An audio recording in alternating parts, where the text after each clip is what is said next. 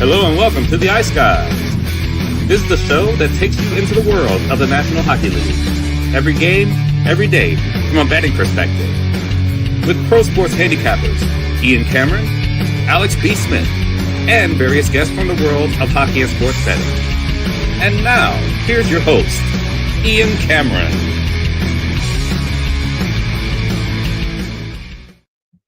Welcome to the Ice Guys, Tuesday, November 26th. Ian Cameron, Alex B. Smith, and Matt Robinson with you. 2 days from U.S. Thanksgiving, 2 days left of NHL action before Thanksgiving. A reminder, no games on Thursday with the Thanksgiving holiday. So we've got 2 games tonight, and we've got the majority of teams in action for their final time before Thanksgiving on Wednesday, with a big Wednesday slate that we're looking forward to. But we do have 2 games tonight. First, though, as always, recap what we saw the night before. Highly profitable night, really across the board for a lot of us last night with the big Monday slate. We saw the Vegas Golden Knights and the Philadelphia Flyers. A very, very tough loss for Philadelphia. 3-0 lead early in that game. Things were looking pretty good for the Flyers. Vegas, too, was without some late absences there. William Karlsson was a late absence for the Vegas Golden Knights. Alex Pietrangelo didn't play for them last night in that game, and no problem, still able to come back and get themselves a nice 5-4 win in a shootout over the Philadelphia Flyers. Still not up to task is Ivan Fedotov, just still inconsistency with him in net. And even though the Flyers get out to that 3-0 lead, which included the first ever NHL goal for Emil Andre, who got on the board with his first NHL goal for Philly last night in the game. It was not enough as the Golden Knights got going.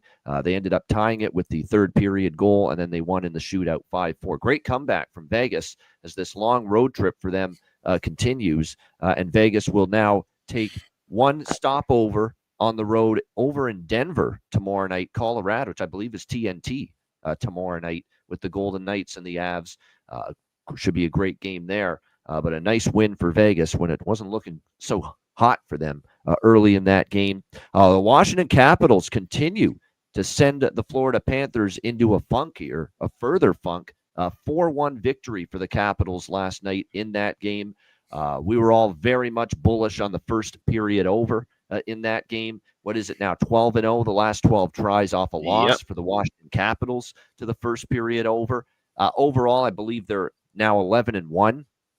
To the first period over in their last 12 games as well. That's any situation. 11-1 to the first period over the last 12 Washington games. So that cashed with the 1-1 first period. Both teams to score did. The back end of the trifecta did not as the game stayed under. But 4-1 Washington, problems for Florida. You know, and you could see with Paul Maurice in the press conference and some of the players, it's a little bit of soul searching right now for this Florida Panthers team. Where have we lost our way? But nothing to panic about. We don't just say because of this 4-game losing streak now for Florida, garbage team, they're not going to repeat now. No, calm down, take a deep breath. Still a really good hockey team. Every team is going to go through some kind of speed bump in the course of a long 82-game season. And right now, Florida's going through theirs. But a nice win for Washington. They needed to step up because they went 0-2 so far without Alex Ovechkin, and it was nice to see them get back on track there, 4-1 win. And Logan Thompson continues to play well in net for the Washington Capitals as well. Another solid game from him in net. I don't know if anybody had a good game in net in Tampa Bay. Well, I know Alexander Georgiev and Justus Onanen didn't.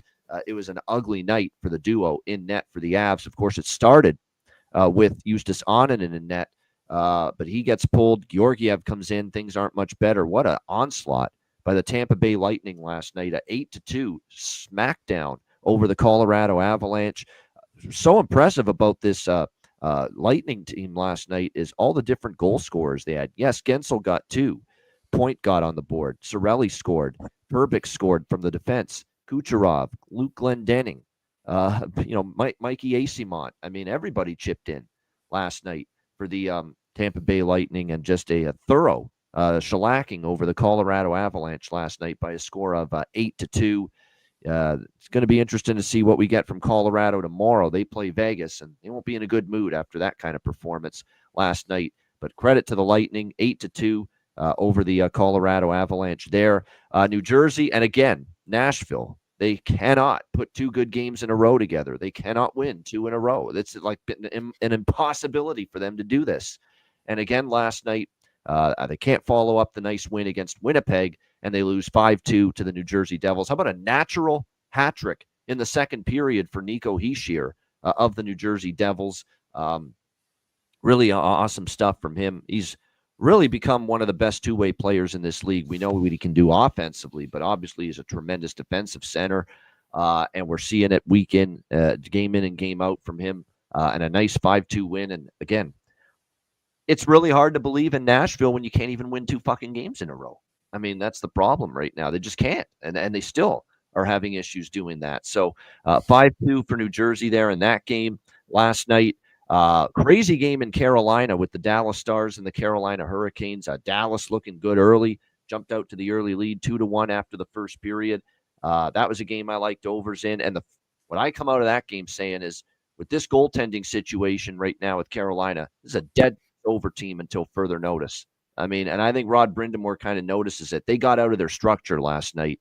And I think it's kind of that, not that panic, but just that thinking in the back of your mind. We have to score goals with the goaltending being what it is right now, with a Spencer Martin and Peretz duo right now that they're relegated to because of the absences of Freddie Anderson and now Pyotr Kochetkov, which is even the bigger deal that he's out now for a period of time. So, like I said, we're probably going to see some overs in the short term. The Carolina team total cashes with that strong third period where they erase the deficit and they end up coming back to beat Dallas 6-4. That's now 14 of the last 16 games.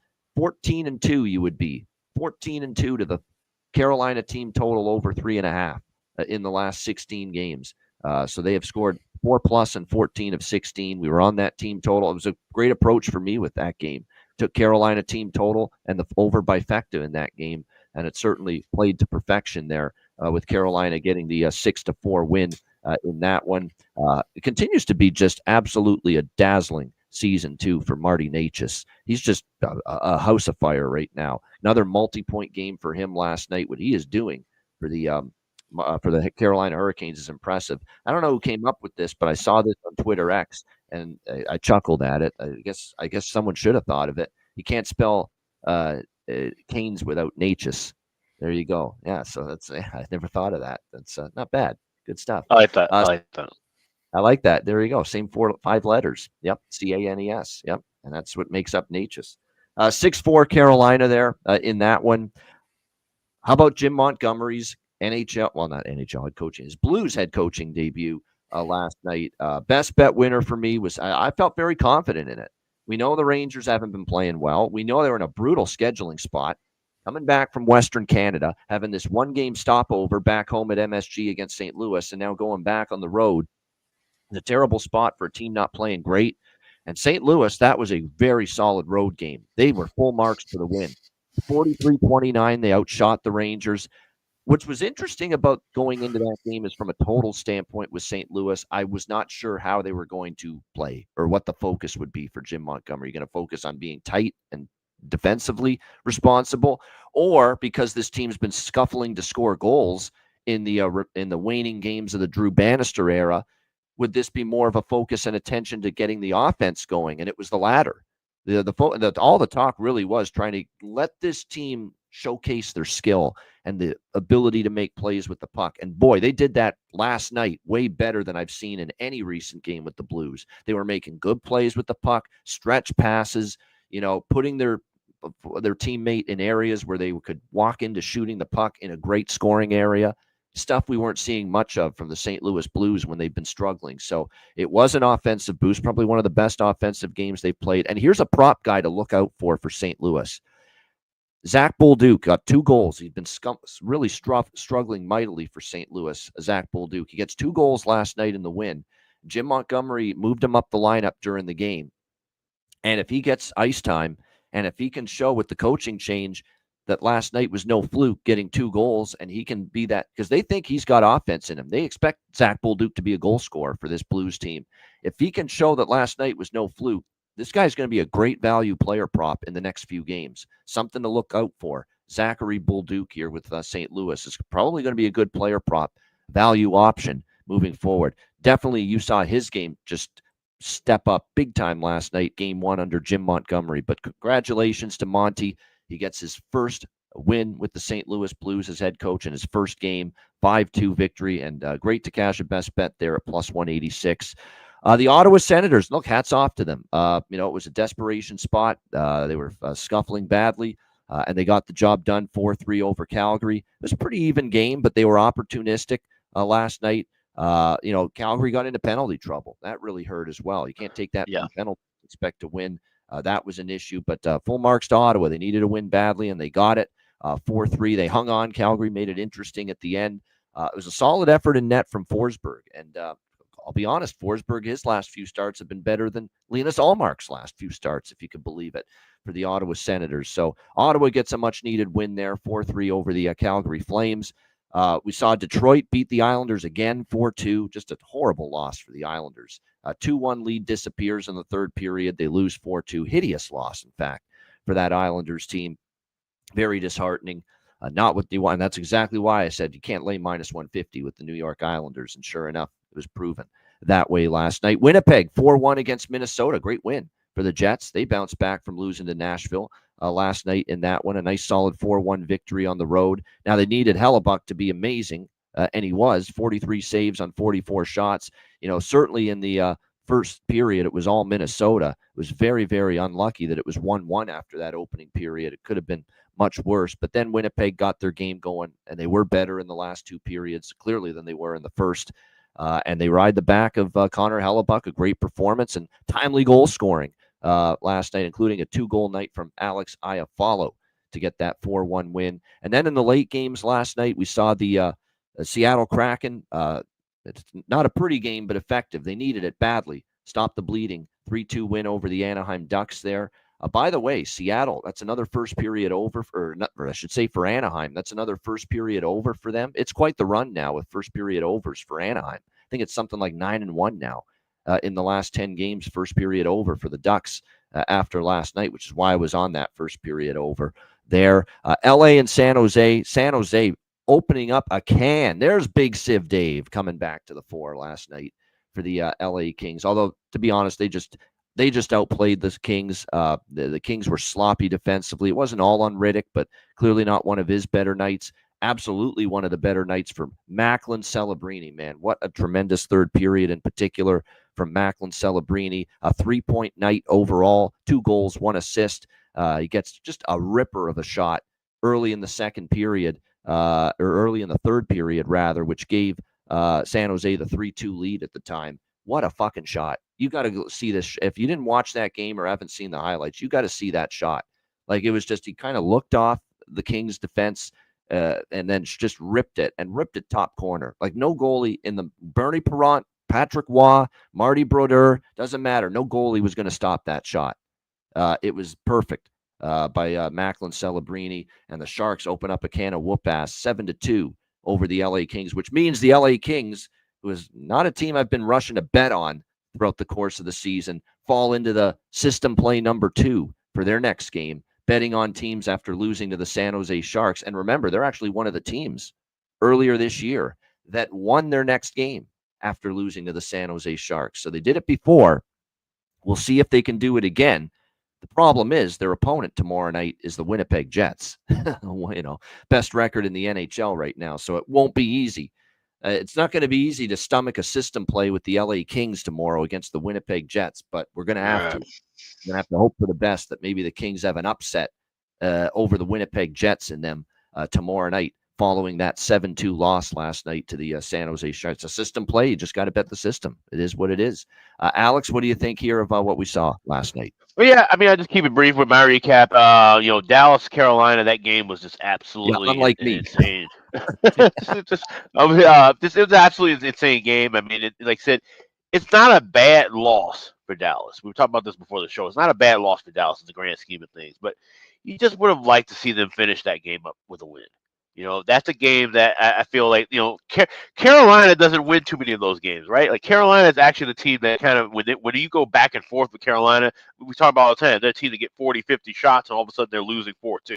So that's kind of I wouldn't say it's a game Dallas needed to win. It's a game you would have liked to see them win, but obviously happy with Miro Heiskanen getting a goal, cashing in from a bargain man. And he's a guy, like I said, that we could just every now and then he's just there and reliable. And that was a huge goal he had to tie the game at 4. That's where I really thought Dallas was actually going to. I actually did sprinkle a little bit on Dallas money line at that point when they tied the game at 4. But this Carolina was able to weather the storm. But like I said, overs are the name of the game with Carolina until they get their goaltending back. And even we say get a goaltending back. It may even be longer than that because even if you get Kochetkov back, how healthy is he going to be? Was he going to be fully 100% when he gets back? Freddie Anderson, if he gets back, how long does he stay healthy? How long till his next injury? Yeah. Right. So this may be something we can look at long term with overs for Carolina. If they get their offense going and they understand they don't have the goaltending and they're not going to have those nights where they're going to have shut down defense, maybe they amp up. They have the offensive horses to score 4 or 5 goals a night, obviously, with the team total trend that's been running. But if they continue to do that, we can start looking at these full game overs a bit more. And this may be a trend that goes well past Thanksgiving, well past Christmas, based on how long we're expecting, at least as of now, to see both of the starting goalies out. So that's a big note that I have circled around them.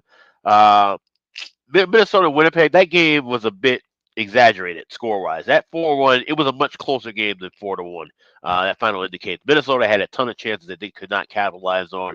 Very frustrating for those of us who had the draw in pocket because it was 2-1 going into the third, and even into the third period, it seemed like these teams are kind of just sitting around, and all of a sudden it's a power play goal for Winnipeg, empty netter late, and they get so Winnipeg. I've noticed that a couple of these games now, where their wins a little bit skewed. The final score doesn't indicate exactly how they were playing. They've been letting some teams play a little bit closer now than they have since the beginning of the season. Vegas, Philly, I actually did adding a draw to that late, which was really nice, obviously cashing in. Could have been a really big draw night because I had that. I had Red Wings Islanders, which was a near miss, and I think there was something else that just barely missed getting there as far as the draw. But at least we got that one. And that's the thing, if you look at some of these scores, that's why I always say dive into the box scores a bit because a lot of these games were close to going to overtime, and then all of a sudden you see there were 1 and 2 empty net goals. That's a good sign if you like to bet puck lines and totals. Maybe empty net goals are starting to come back into fashion. That'd be something to see. But other than that, like I said, just a lot of close games that exploded late. And that's something that we may see with this pattern as we head into. We talked about it. We'll talk about it in these 2 games tonight. Looking at handicapping the situation of this week with this off day on Thursday, looking at how teams, if they're on the road, do they have a road game Wednesday and then they go back home before having a home game on a Friday or Saturday, which all the games on Friday or Saturday are pretty much early games. You have to look at those situational spots and kind of, use that to your handicapping factor. Maybe those are teams that'll be a bit sluggish. Wrapping up a road trip here, knowing they're going to be going home for Thanksgiving, and they're getting, heads on in the game on Wednesday night. We've seen that happen a lot on these Wednesdays and Fridays, splitting up between Thanksgiving, where that leads to a lot of goals. Speaking of a lot of goals, how about last night? 10-1 to the first period over last night in the NHL. 11 games on Monday night, 10-1. To the first period. The only game that stayed under in the first period was Sharks and Kings. That was it. Every other game on the slate last night over in the first period. Wow. And if you bet the live full game over in that Sharks Kings game, you did great. So, yes.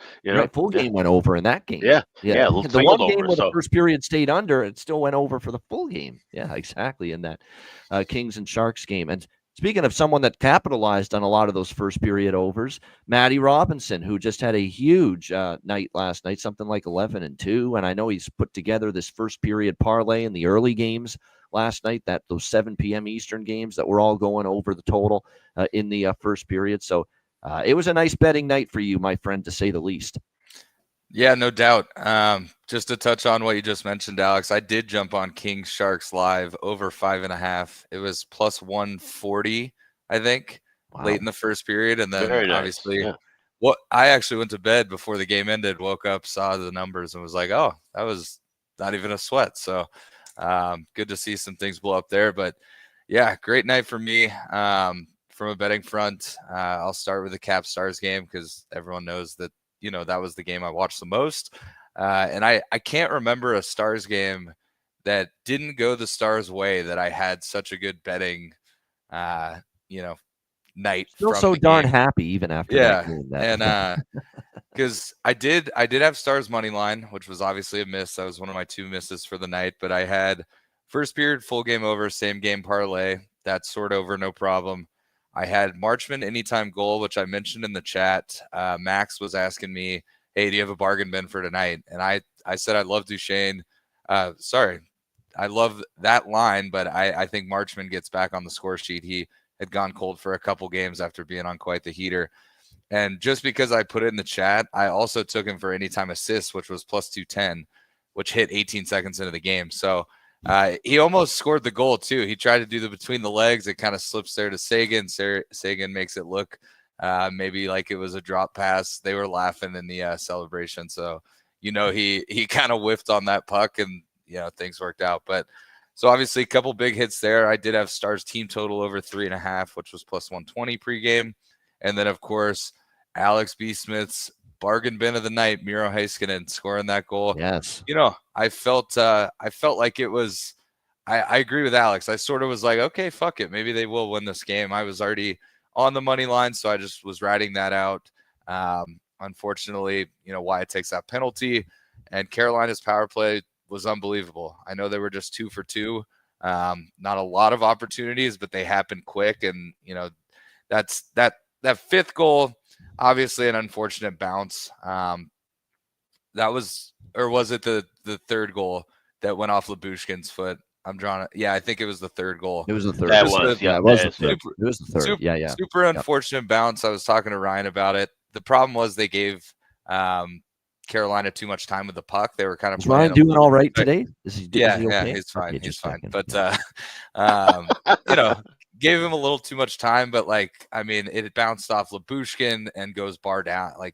Just an unfortunate goal for Dallas. And obviously, Carolina took that momentum, and went on to score again. And then, Dallas battled back. Not really a bad loss. Obviously, any game you're up 2 goals going into the third, you need to get a point out of. But as we talked pre-show, that Tampa game going into the third tied, they were actually down in that game at one point. To get 2 points out of that win in regulation, I think there was a stat posted by one of the beat writers for Dallas after that Saturday game that Andre had never won a regulation game in Tampa, and Vasilevsky had never lost to Dallas in Tampa in regulation. So obviously, the Tampa game was a big win. They rode that momentum into the early part of the Carolina game. I think they were pretty dominant the first 40 minutes. Carolina's defense was giving up odd man rush after odd man rush. So again, it stings because of how it went down 5 goals in the third period, if you include the empty net. But it's a game in Carolina. They're a good team. Their power play gets hot. Dallas's power play was cold. It is what it is. So overall, great betting game though for me. And then, as you mentioned, I did take Alex's best bet, I think it was Alex's best bet, the Florida Caps first period over. Yep. I took that on its own. Obviously, a nice little hit. I think it was minus 125. And then I didn't even really notice. I was putting the bet in while I was having a beer at the bar. The 5-game parlay was all the 7 o'clock Eastern time games. Usually when I do something like that, I like to spread it out a bit. So, if you hit 4 or 5, you can hedge a little bit, at least make sure you're getting your money back. But a good night to do it because all 5 of them hit. That was plus 1458. So that was a nice hit and a great start to the night because it was about 4:45 my time, and I already had a plus 1,400 or greater bet hit. I took 3 dogs last night. You guys mentioned a lot of them on the show. I was on Blues, Sharks, and Flames. Obviously, the Flames came up short. They did battle back to make it a 1-goal game. But Blues and Sharks, were pretty easy wins from a non-sweat perspective. So those were plus 175, plus 200 respectively. So those were great hits. And then the other thing I mentioned in the chat when I let Max know about Marchman is I had been riding Celebrini the last couple of games. He had hit posts. He was getting chances. So I rode with that again, plus 320. And obviously, he had 2. Wish I would have had it on 2, but always easier said after the game. But obviously a nice hit. So overall, a great betting night. I know Alex mentioned it before the show. Rich mentioned it. yesterday or last night via Twitter that, games around Thanksgiving tend to go way over. It's sort of like that Christmas to New Year's span where, you get a lot of hometown, a lot of people going to Stars games, a lot of people back home for holidays. The games get rowdy. People are there, it's holiday time. So a Tuesday night game that typically is a little more quiet.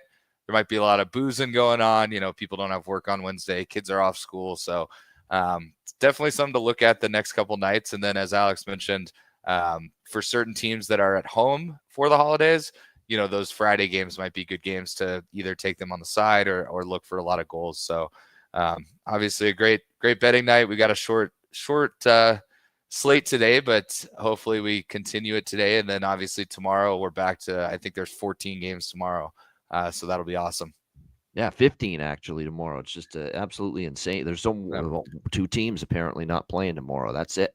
Yep. So it is a massive Tuesday or Wednesday slate, I should say, coming up tomorrow night. No question. By the way, it was 10-1 first period overs, 8-3 full game overs last night. So not nearly as good with the full game overs, but still pretty good.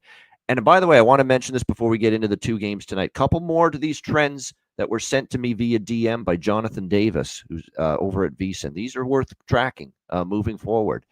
These are interesting because we know about the San Jose one, because that's one even I looked at and I'm like, whoa, this is maybe something to this. But apparently Jonathan mentioned to me there's two more that could be systems. The question is, what's the logic behind why they work? The one he sent me was bet on teams after losing to the Montreal Canadiens. Now, that one makes sense. Montreal is kind of like San Jose, in the East, where it's a weaker team. When you lose to Montreal, it's kind of like a pit in your stomach for that team. And it's like, we can't be doing that, losing, playing like that against Montreal. So we step up and we play better the next game. Teams after losing to the Montreal Canadiens are 6-1 this season. So very, very strong numbers there with that. And then there's another one, and this is the one where I'm trying to find out why it's been strong. Betting against teams after beating the Minnesota Wild.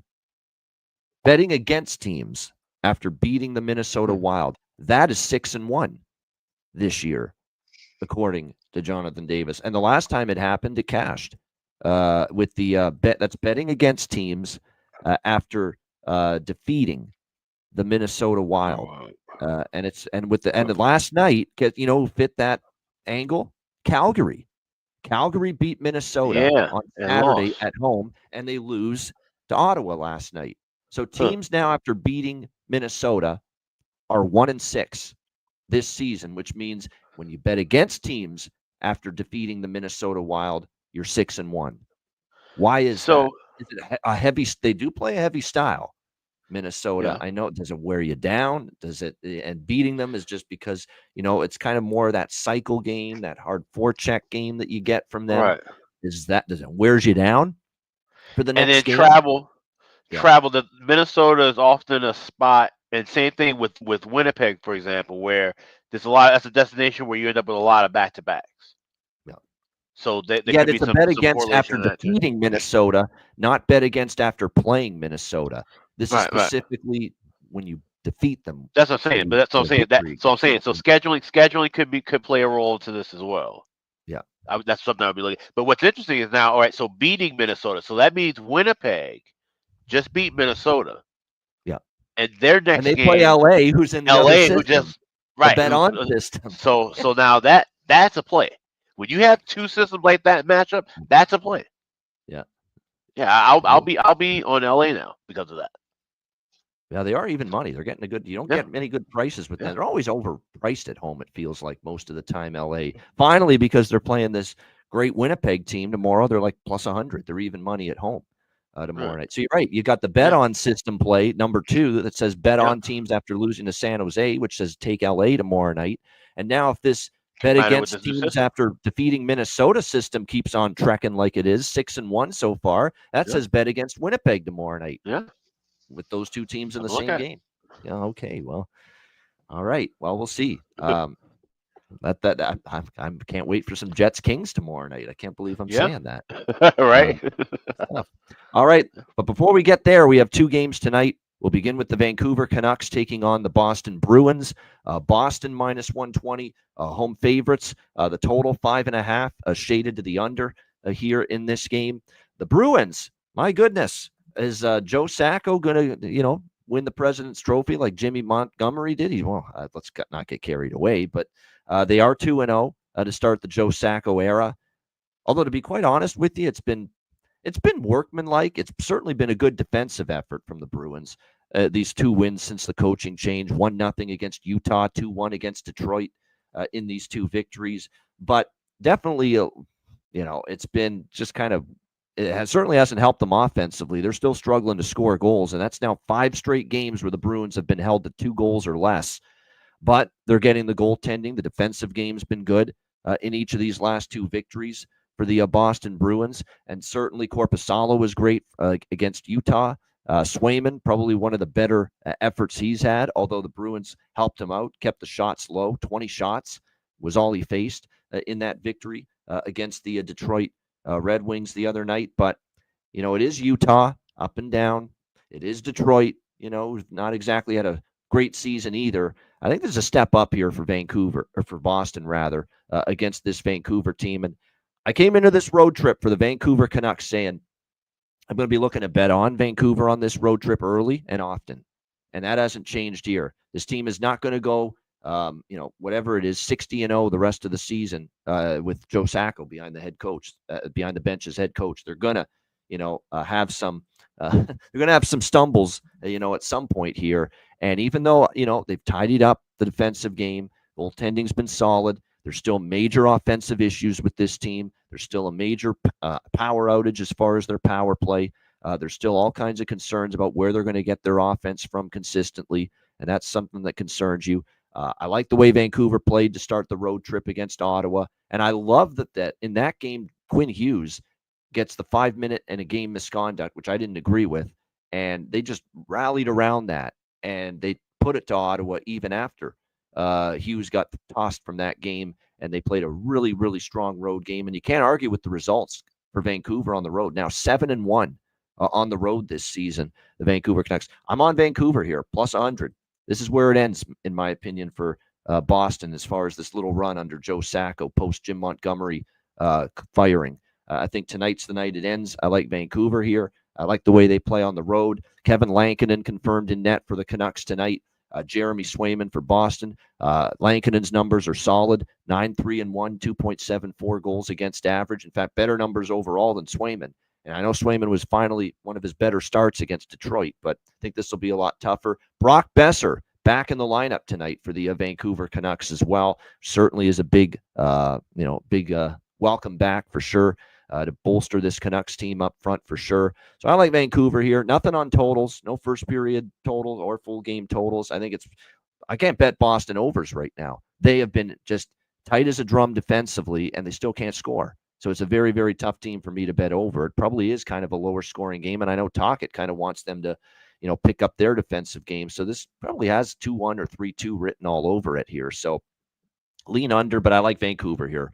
Plus 100, and lots of props to like in this game. You've got Lindholm and Zadorov, but specifically Lindholm, who did finally score in a post-coaching firing. He scored against Utah when Joe Sacco's first game. So, and Lindholm obviously against his former team, the Canucks, and obviously it goes without saying Jake DeBrusk returning to Boston as a member of the Vancouver Canucks, and anything Jake DeBrusk prop-wise makes sense tonight. Goal prop, assist prop, point prop, could even sprinkle on maybe a multi-goal game from Jake DeBrusk going back to Boston tonight. Shots on goal, whatever you can find for Jake DeBrusk certainly makes sense. And he's actually played well lately, in particular for the Vancouver Canucks. And, of course, Kiefer Sherwood. How can we stop talking about him? He's been good. I mean, he has suddenly given them an unexpected source of offense, if you will, from Kiefer Sherwood of late. And like I said, Jake DeBrusk had a great night, too, to start the road trip against Ottawa. And in fact, you know what makes DeBrusk even better tonight, potentially? It's not just going back to Boston as a former member of the Bruins. I'm looking at the offensive splits for Jake DeBrusk this year for the Vancouver Canucks as in home versus road. At home, he's not really done a whole lot. A lot of his damage has been on the road this year, Jake DeBrusk, his offensive production. He had the 2 goals against Ottawa. I think he scored in every game in the Cali road trip, at San Jose, at Anaheim, at LA. He scored a goal in each of those games, and then he scored 2 at Ottawa. He didn't score a single goal on the homestand that Vancouver just had. But he scored 2 at Ottawa, and he scored in each game on the California road trip. So he's been a road warrior with his offense here, Jake DeBrusk. So might even make that prop for him tonight even more appealing. Alex, what do you think here? Canucks, Bruins. Yeah, I agree with you on Vancouver. I grabbed them at even money. Like I said, 7-1 on the road, and I do think the coach bump, whatever coach bump that we saw from Boston, kind of deflates a bit. But I think there will be goals here. I think this game goes back and forth. Like I said, there's a lot of angles of guys playing their former teams. Like I said, this is also Boston, like I said, home game heading into the holiday. I think we see this one. This is just a little bit too low. The prices are low, but the numbers as well. 5.5 and 1.5. 1.5 in the first period at even money at FanDuel. We can grab a little bit of that now and look for a plus 110, 115 just a couple minutes into the game. So definitely going to try and take advantage of these plus prices while we get them. I think this is a bit low, and I think Vancouver, like I said, on the road, even though they do like to play a more defensive style, I think they'll be able to get something generated early. So I'm not going to wait a whole long for that first period over. I'm grabbing some pregame, and we'll grab just a little bit extra plus money. But I will be on the over bifecta, and I have Canucks money line. Yeah, I was going to say you might as well at least grab some of the first period over pregame if you like it, because how many times are you going to get over 1.5 first period at even money plus 100? You just do not see that very often these days, but you got it here in this game for sure. Matt, what do you think here? Vancouver, Boston. There's things on both of your end that I agree with. I'm on Vancouver here, and I also agree with Alex. I think there is going to be goals.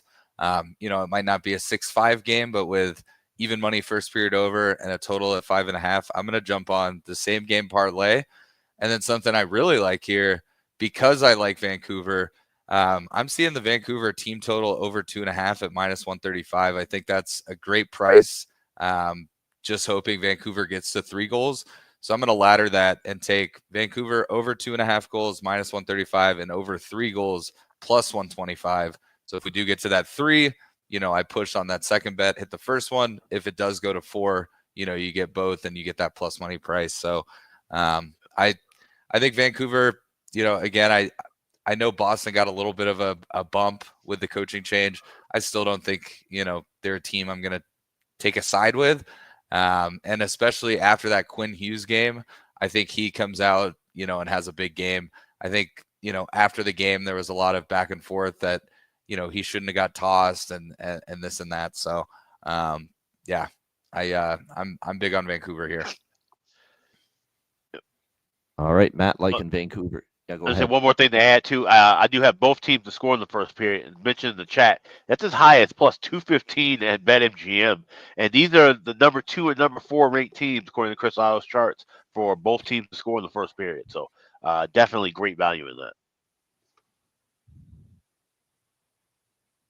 I'm seeing that they even with Besser back, Kiefer Sherwood might still keep that top line spot tonight. It's because he's daily faceoff and RotoWire both have him still up there with DeBrusk and Pedersen here tonight for this game. So keep that, and he's still on the power play 1 as well. It looks like so. Well, why not? They like what he's given them offensively, so still might be worth a look here as far as that's concerned. Hey, if system plays a system play, I will be at the game. The Bruins are 6-0 in my last 6 times I'm at the game. So there you go. System play. Hey, why not? You believe in it, and it's working, and that's been the case. Yeah, roll with it, no doubt. As far as so I really like the Jake DeBrusk props tonight. I really do. There's no question. And again, a lot of his offenses come on the road. All right, Utah and Montreal. The only other game tonight. On this Tuesday slate, we got Utah minus 135, road favorites in Montreal, 6 the total here in this game. Lengthy Eastern road trip continues here for the Utah Hockey Club. It started obviously in Boston last Thursday, Pittsburgh on Saturday, Toronto, the back-to-back on Sunday, and now here they are in Montreal tonight for this game.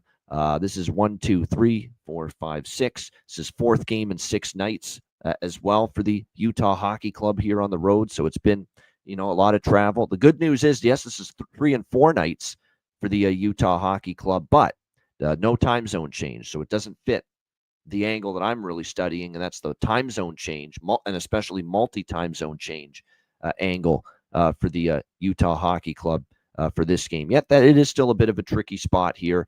Montreal off the 6-2 loss to the Vegas Golden Knights in their last game, 5-6 here at home. But Utah still just 4-8 on the road this season, dropping 2 of the first 3 games on the road trip, beating the team we all kind of thought they would beat, Pittsburgh. Obviously, they played Boston with the first game with Sacco behind the bench as the head coach after the firing of Montgomery. So that was a tough spot for Utah to have to draw Boston on that particular night. But they beat Pittsburgh as we expected, and then they lose to Toronto. Tough spot against a soaring Leafs team on a back-to-back. We'll see how they fare here. Vejmelka and Montembeault are going to be the goaltending matchup, and both of these guys are in good form. Vejmelka's been very solid, of course, of late for the Utah Hockey Club. It's been giving them a chance to win most nights. Very interesting that Tourigny went to him in both games on the back-to-back against Pittsburgh and Toronto, starting both games. He'll be back here. We'll see how he fares tonight, but obviously he is still good numbers. 1.7 goals against, 947 save percentage for Vejmelka in his last 3 starts. Montembeault, and a lot of this is because the team has tried to commit to better defensive play in front of him until the Vegas game, where unfortunately they kind of relapsed, if you will, into some of those bad defensive habits, the 6-2 loss to the Vegas Golden Knights. But prior to that, Montembeault had allowed 2 goals or less in 3 straight starts, and Montreal was playing some pretty good hockey. They beat Edmonton. They beat Columbus. They did get blanked by Minnesota, but they only gave up 3 goals, which is better than what we have seen. We'll see how this one plays out. I think I'm staying off this game. I don't, Utah off the loss to Toronto. Big difference between a 2-2 road trip versus a 1-3 road trip for them.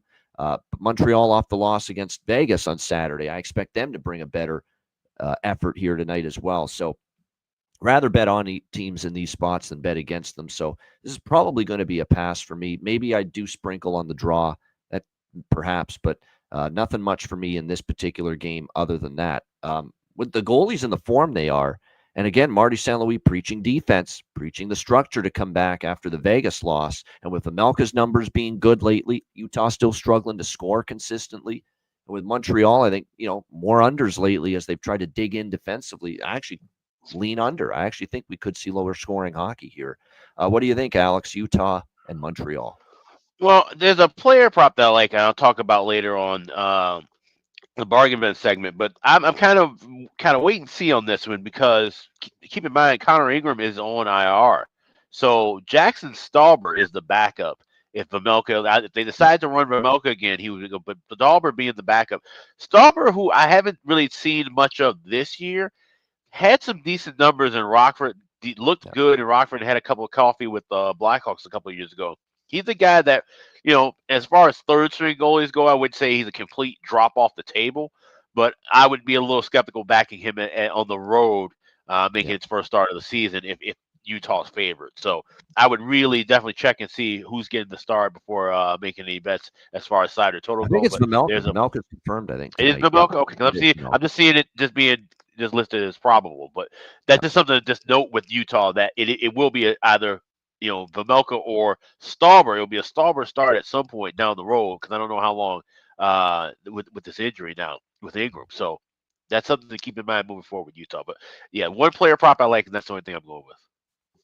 Yeah, that is Connor Ingram on IR. I thought the reason I'm surprised Vejmelka got both games, Pittsburgh and Toronto, because I thought we would at least see Stauber in the Toronto game, but we didn't. And that was a bit surprising. But and again, obviously, with this being a standalone game, I don't think Utah plays tomorrow. No, they're one of the 2 teams that do not play tomorrow night. So that's why no back-to-back. Tourigny's able to go with Vejmelka then here tonight, not have to throw Jackson Stauber, who, by the way, son of Rob Stauber. And by the way, that's Rob Stauber with 2 B's, by the way. His dad, Rob Stauber. It's 2 B's is how you spell that. Former King, former Sabre as well for a little bit. Was in both organizations a while, decades ago. The first goaltender to win the Hobie Baker Award. Yeah, indeed. Yeah, he was an early to mid-90s goalie in the NHL 30 years ago. Like I say, mostly with the Kings, but did get a couple of games in with the Buffalo Sabres as well, 94, 95 with the Dominator. He actually briefly backed up Dominik Hasek there in Buffalo. Briefly, though, there in that one with that run. What do you think here in this one, Matt, Utah and Montreal? This is a tougher one for me. I'm, kind of back and forth on what I like here.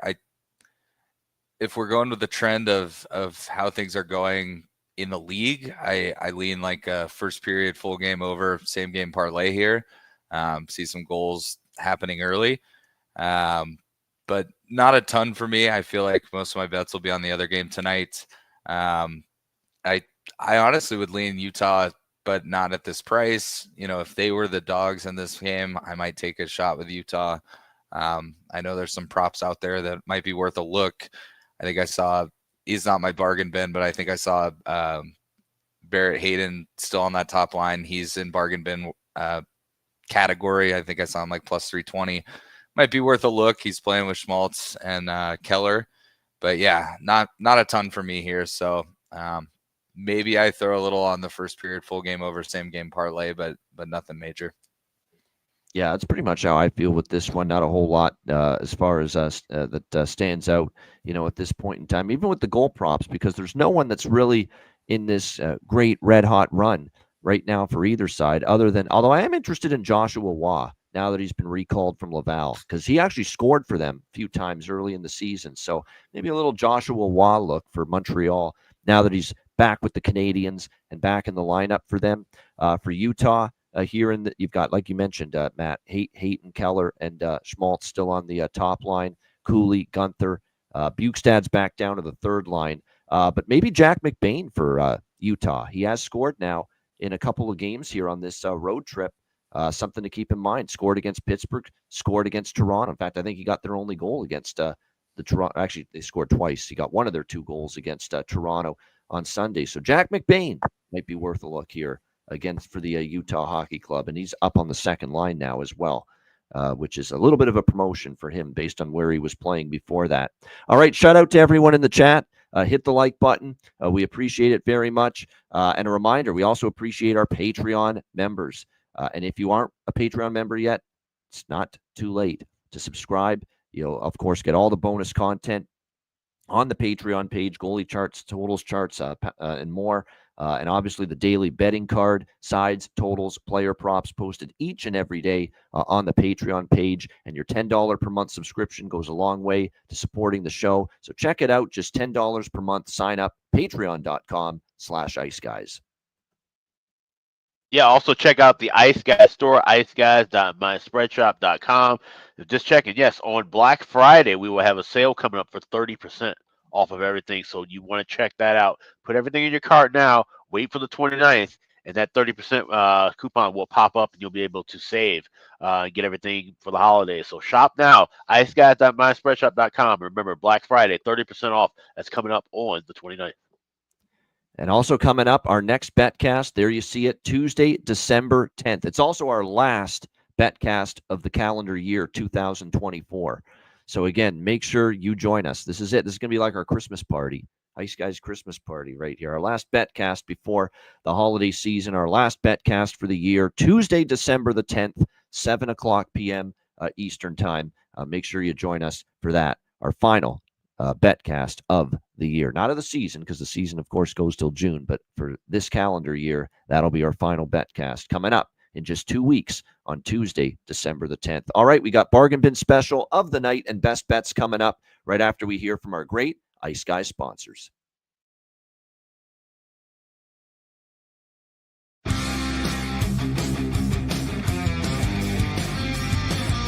Support for the Ice Guys podcast is provided by Boston Hemp Incorporated, Manscaped, Power Play Sportsbook, Raise Your Game, Tailgaters Sofa, and a big thank you to all that subscribe to the Ice Guys Patreon page.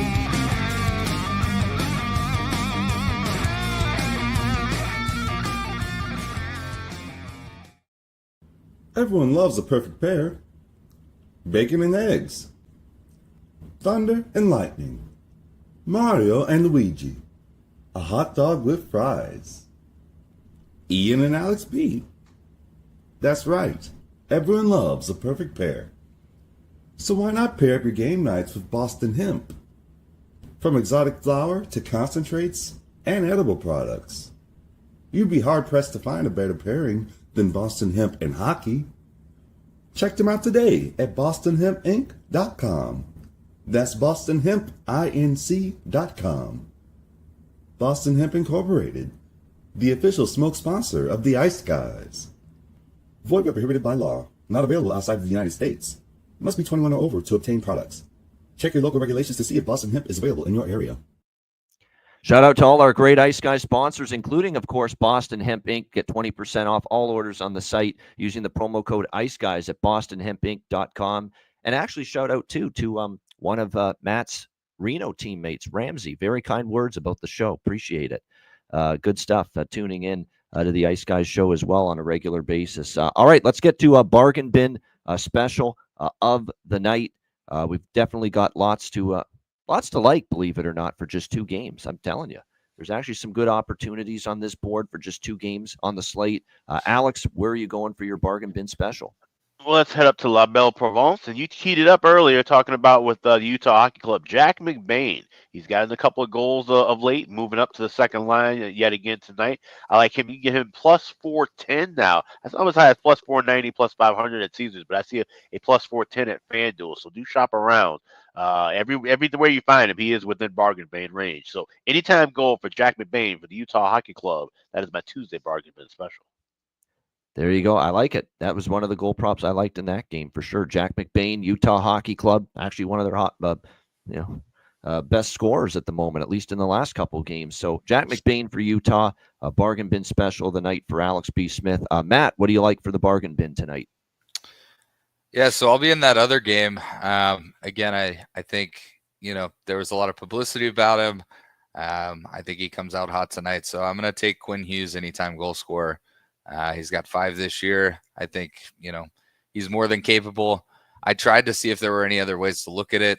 Him to get 2 points isn't even bargain bin material, but if he can pop one in the net, I think guys saw it. I'm drawing a blank on what it was, but let's see. Seeing like plus 500 for him to score goals. So definitely bargain bin and definitely a player that's capable of doing it. So give me Quinn Hughes anytime goal tonight.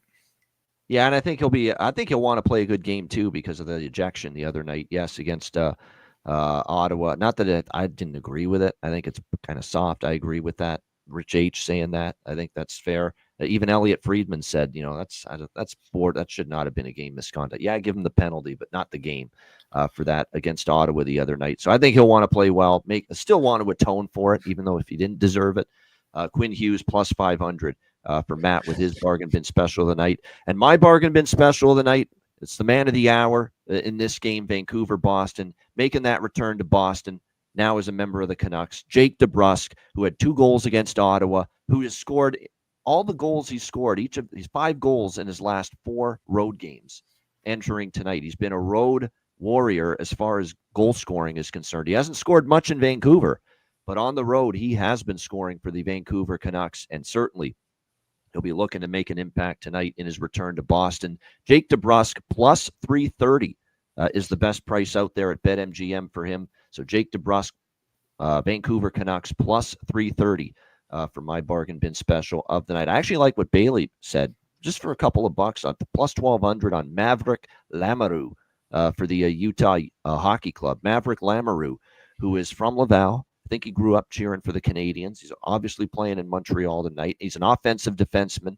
for the Utah Hockey Club. I think he's now starting to play some power play for them as well. So worth a shot. It's actually a good situational look playing, close to home, back in Quebec, in Montreal. So not a bad, certainly a nice price there, 12-1.